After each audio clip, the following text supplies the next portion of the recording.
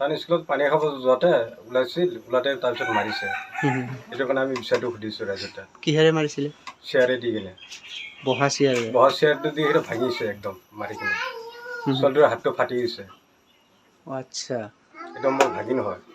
আপোনাৰ শিক্ষকজনৰ নাম জানে নেকি? মাষ্টৰজনৰ নাম নাজানো।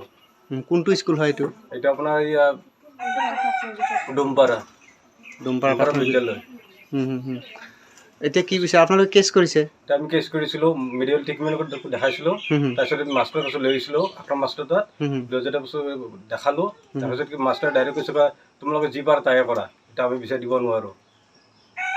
তাৰপিছত আপোনালোকে কেছ কৰিছে? তাৰপিছত আমি কেছ কৰিছোঁ।